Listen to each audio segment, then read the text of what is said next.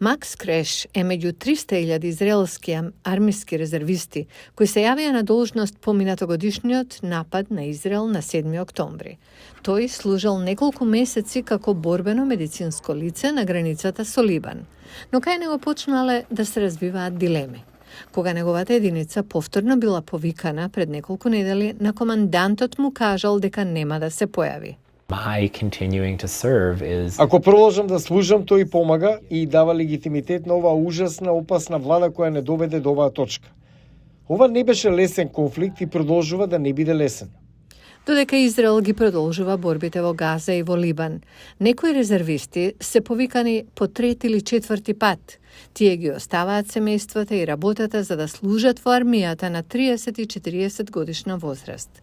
Сега некои почнуваат да се колебаат пред големиот товар на должноста како резервисти. Од резервистите на вистина многу се бараше за изминативе 13 месеци на оваа војна заради тоа што Израел нема доволно војници. Мора да се подпира на резервисти кои се повикувани да служат за периоди подолги од кога било порано. Како дел од општото протестно движење во Израел против владата, Креш и околу 130 армиски резервисти неодамна испратија писмо до израелскиот премиер Бенџамин Нетањаху и израелскиот министар за одбрана Јоав Галант, во кое се вели дека нема да продолжат да служат доколку владата не стори повеќе за постигнување на примирие и договор за ослободување на заложниците во Газа. Тие го обвинуваат Нетањаху за заобиколување на таков договор со цел да остане на власт.